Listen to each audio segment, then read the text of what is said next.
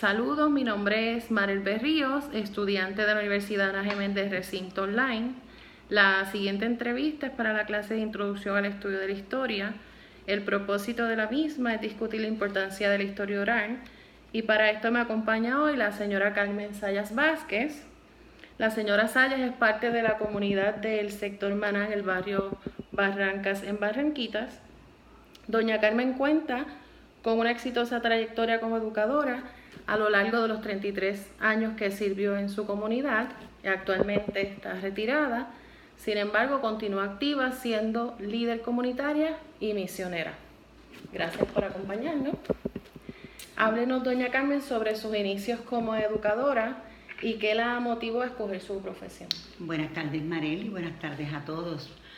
Pues mis inicios como educadora, podría decirte que no fueron fáciles, fueron bastante difíciles porque en el tiempo en que yo estuve ejerciendo como maestra, esos primeros años eran pues de mucha escasez en todos los lugares y fueron bastante difíciles. ¿Y qué me motivó a mí a ser maestra? Pues primeramente me motivó los maestros que yo tuve, porque los admiraba tanto y me gustaba tanto lo que ellos hacían, que desde pequeña yo jugaba a ser maestra hasta con las botellas. Y creo que esa profesión yo la llevaba en mi corazón. Y pues cuando llegué a grande, pues decidí ser maestra, a pesar de todos los obstáculos que se me presentaron para desarrollarme como maestra, porque tenía que ir a la universidad hasta a pie, porque era muy lejos. Y entonces teníamos que caminar casi una hora para llegar a la universidad. Pero así seguí hasta que terminé la profesión con un bachillerato en educación.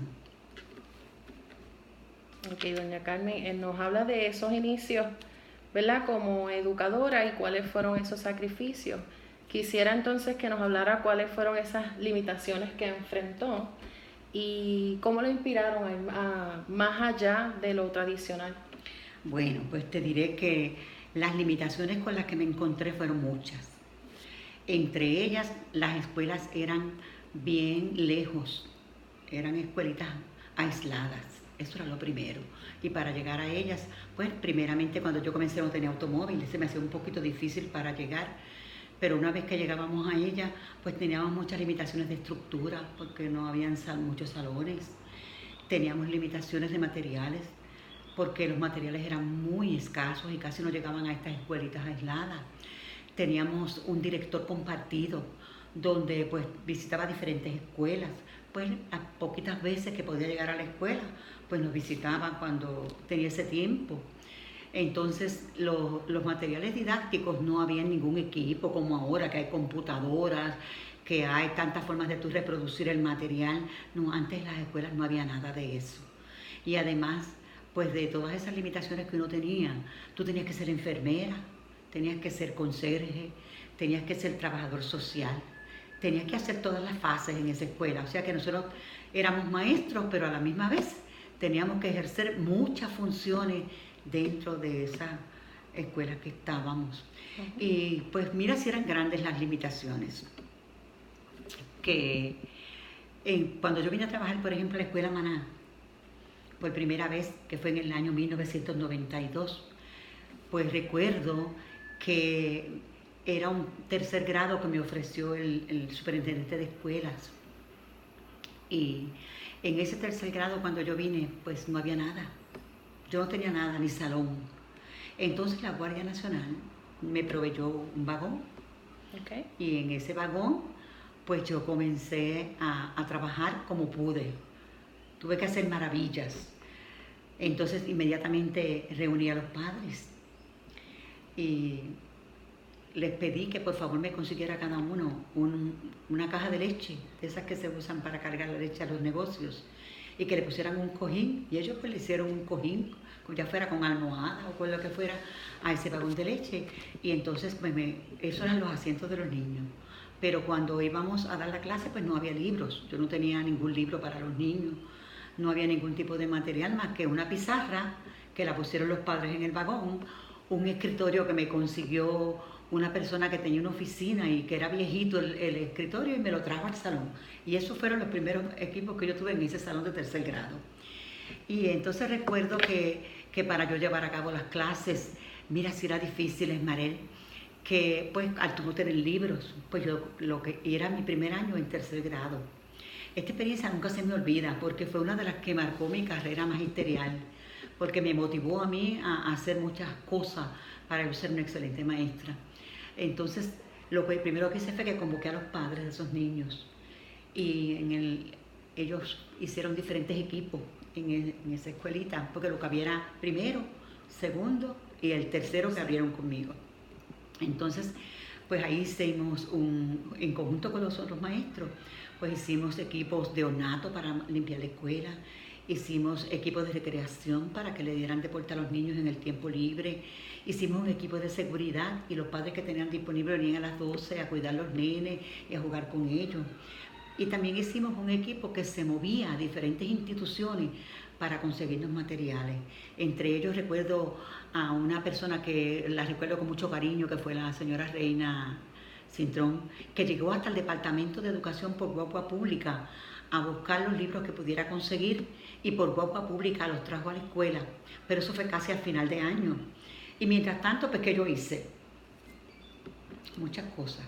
Primero que nada, estructuré el programa, lo estudié bien el programa de tercer grado, busqué los estándares de excelencia que se supone que dominaran los niños. Entonces, pues me motivé y pasé horas estudiando todo eso y entonces hice un plan de trabajo bien estructurado de cuáles iban a ser las competencias mínimas y máximas que debía el niño desarrollar. Entonces comencé a hacer diferentes planificaciones creativas para motivar a los nenes a aprender. Okay. Entonces, pues en ese proyecto, pues cómo yo daba las clases, tú dirías, y sin materiales, ¿verdad? ¿Cómo usted daba esas clases? Pues mira, le pedí a todo el mundo, le decía que me coleccionaran las revistas, que coleccionaran los periódicos y que me los hicieran llegar al salón. Entonces, por ejemplo, la clase de español yo la daba con eso. Cuando me tocaba dar, por ejemplo, las clases de oraciones, pues entonces yo le daba lo que eran las clases de oraciones, buscábamos, entonces después dividía esos diferentes revistas y periódicos y los ponía a trabajar en grupo, que para ese tiempo todavía no estaba esa técnica del trabajo así en grupo, pues yo los ponía a trabajar en grupo porque se me hacía más fácil. Entonces le entregaba a esos grupos un periódico y a unos los ponía a buscar oraciones interrogativas en el periódico, a otros en la revista buscaban las oraciones exhortativas y así por el estilo. Y cuando terminábamos, pues cada cual ponía en común todo lo que habían encontrado en los periódicos y a ellos les encantaba, porque no todo el mundo tenía el mismo libro para hacerse esa. Y las clases de estudios sociales y ciencias, pues como viví en la escuelita, era un oasis, es un oasis esta escuelita de Maná, pues yo te diría que los recursos los tenía en el ambiente y los usaba de acuerdo a la destreza que tenía que dar, de acuerdo al tema que iba a desarrollar. Y si era, por ejemplo, la geografía, pues yo sacaba a los niños afuera y ahí pues veíamos los alrededores, mirábamos las formas del terreno, las diferentes formas del relieve, los cuerpos de agua, porque va un río hasta que bajaba por allí y también lo usábamos y así pues lo hacía con toda la clase de ciencia y de estudios sociales. Y pues me iba proyectando con todas esas cosas, haciendo lo que podía hacer. Las formas de matemática, cuando íbamos a buscar, por ejemplo, las diferentes figuras geométricas, pues también nos íbamos afuera. Y en los árboles, en los salones, en las piedras, en tantas cosas que hay cerquita de la escuela, pues así yo montaba la clase. Y te digo que a ellos les encantaba. Para ellos eso era un laboratorio de aprendizaje excelente. Muy bien. Entonces, descríbame cuáles fueron esos elementos que le ayudaron a tener éxito. Pues mira, yo diría que los elementos que me ayudaron a mí a tener éxito como maestra y con todas esas limitaciones era la disposición que yo tenía, la actitud que yo tenía para el trabajo, que no importaba qué obstáculos se me presentaran, y no es porque te lo esté diciendo ahora, era que era así, no importaba cualquier obstáculo que se presentaba, yo buscaba la forma de resolverlos y vencerlos. Entonces, pues esa actitud positiva. Entonces la otra era, pues me gustaba crear cosas que motivaran a los nenes a aprender. Y entonces hacer que ellos en esa experiencia de aprendizaje, yo era una facilitadora, pero los que creaban su experiencia de aprendizaje eran ellos, con las cosas que se les facilitaban, que eran con el medio ambiente o con lo que pues, podía proveerles en esos momentos. Otra cosa que me ayudó mucho a tener éxito como maestra era la buena comunicación que yo tenía, tanto con los compañeros como con la directora, que a pesar de que no era una directora en propiedad que venía de 1000 en 100 a la escuela, pues teníamos una comunicación muy buena, y con los padres era excelente, porque cuando hay una buena comunicación, pues yo creo que las relaciones entre todos, igual que con los estudiantes, se hace un trabajo efectivo y colaborativo, y eso era lo que hacíamos nosotros en ese momento. Otra de las cosas que nosotros hacíamos mucho era que pues con esos equipos de trabajo que hacíamos, pues se fomentaba esa unidad tan bonita y nos queríamos como hermanos. Y dentro de todo eso, pues a veces formulábamos propuestas pequeñitas, pues que a veces nos daban 1000 o 2000 pesitos y íbamos adquiriendo algún equipo para la escuela. También llegábamos a algunas facilidades, algunos negocios que pudieran facilitarnos algo, y también pues a veces nos proveían que sea un paquete de papel. Otra de las cosas que hacíamos en la escuela era que para adquirir este dinero era que planificábamos unos aguinaldos en las Navidades, y con el permiso de los padres pues dábamos aguinaldos por las casas, y nosotros le dábamos el aguinaldo a la familia y las familias nos daban el aguinaldo en un sobrecito para la escuelita. Y así pues fuimos adquiriendo diferentes materiales que nos facilitaban ese proceso de enseñanza-aprendizaje. Pero lo más importante era que nosotros manteníamos motivados a los estudiantes y le hacíamos claro, bien claro, cuáles eran nuestras expectativas como maestros, lo que esperábamos de ellos, para que ellos pudieran como motivarse y alcanzar esas metas. Y así eran ellos. Los envolvíamos en diferentes actividades culturales. Por ejemplo, cuando era la semana educativa, cuando eran en noviembre, que teníamos la Semana de la Puertorriqueñidad, pues nosotros hacíamos de personajes ilustres, y unos se vestían de Muñoz Rivera, otros de Eugenio Mía de Hosto, hacíamos bailes. Era una cosa bien bonita. La escuela estaba siempre en actividades culturales, tanto de la comunidad como con los padres y la escuelita, y enfatizando lo que estábamos dando en el salón de clase. Perfecto. Antes de comenzar la entrevista hicimos un repaso de cuáles habían sido esos logros y esos reconocimientos que usted recibió a lo largo de esos 33 años de experiencia. Quisiera que nos hablara un poco sobre esos reconocimientos, y de esos reconocimientos, ¿cuáles son los más significativos? Pues mira, entre los logros, yo creo que uno de los logros grandes que nosotros tuvimos en esa escuela fue que los niños llegaron a salir excelentes. Inclusive cuando le estaba hablando del vagón, con todas aquellas limitaciones, los niños salieron número 1 en las pruebas de competencias del Departamento de Educación a nivel de Puerto Rico. Y recibimos un reconocimiento en el Senado de Puerto Rico por haber sido la escuela con los mejores logros en las competencias, incluyendo las limitaciones que se tenían. Entonces, otro de los logros grandes que se tuvo en la escuela fue que la escuela empezó a reconocerse como una escuela de excelencia. Yo me acuerdo que parece entonces el que estaba de secretario de Educación era César Rey, y al él ver tantas noticias de la escuelita, pues entonces llegó el Departamento de Educación completo a la escuela, vio entonces cómo estaba la escuela, las limitaciones que tenía, y ahí entonces empezaron a trabajar con la escuela el Departamento de Educación, y nos amplió los salones y pudimos llevar la escuela hasta 6º grado. Eso fue uno de los grandes logros, motivado pues por ese trabajo de los maestros en equipo, porque como te estaba diciendo, la directora venía muy pocas veces a la escuela. Venía así cuando tenía alguna necesidad de recopilar información o de venirnos a traer algo, pero venía muy pocas veces, pero motivado por los maestros. Y entonces en ese momento comenzaron a acreditarse las escuelas, y nuestra escuela fue una de las primeras escuelas que se acreditó en Puerto Rico, la escuela de Maná, que para ese entonces se llamaba Escuela Maná. Entonces, al acreditarse la escuela, pues esa escuela se convirtió en una escuela de excelencia y empezó a tener mucha matrícula, y evitamos que la escuelita se cerrara. Entonces, otro de los premios que yo tuve yo como educadora personalmente, pues fue que salí maestra de excelencia por 2 veces, en el 1992 como maestra de excelencia de Barranquitas, y en el 2000 como maestra de excelencia de la región de Morovis. Y fue una experiencia muy linda, pero déjame decirte que de los logros más significativos para mí han sido los que me han dado los estudiantes. Y tengo 2 experiencias maravillosas. Una fue Uno de los estudiantes que yo le di tercer grado en el vagón que te conté, pues ese muchachito después de 8 años después, se llamaba Carlos Rubén Torres, pues se fue, estaba en la Escuela Superior Luis Muñoz Marín, y lo pusieron a hacer un ensayo para una competencia, esto que se hacen en la Semana del Español, y lo pusieron a escribir sobre el tema de mi maestro especial. Entonces, Carlos Rubén, después de 8 años, él se remontó a escribir ese ensayo en su maestro especial, y para sorpresa mía, me llamaron de la región de Morovis para que fuera y que jurado de un certamen que había de ensayos y de poesías. Y yo dije, a mí de escuela elemental me estuvo tan raro que me llamaran a mí para ser jurado.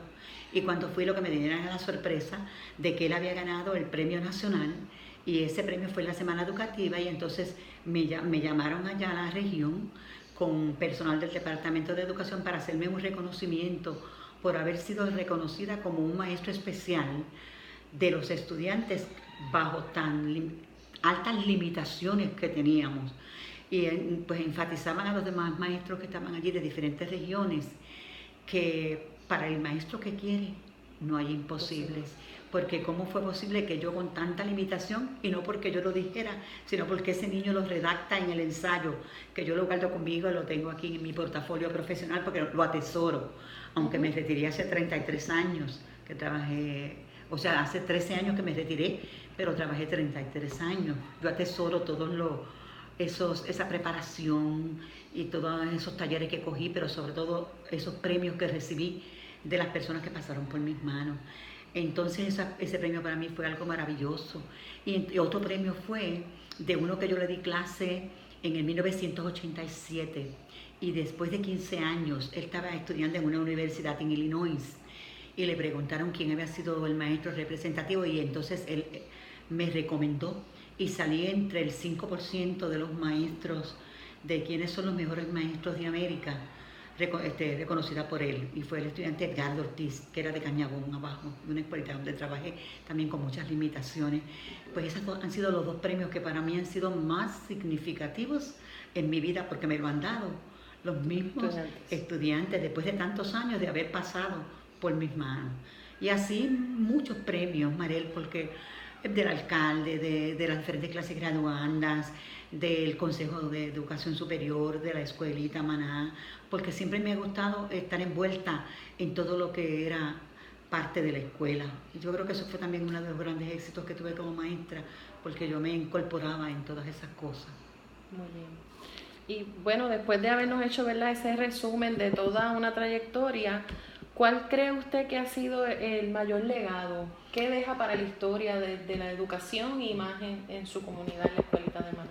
Bueno, yo pienso que el mejor legado, yo como maestra, el mejor legado ha sido lo que he podido dejar en el corazón de cada uno de los estudiantes que han pasado por mis manos.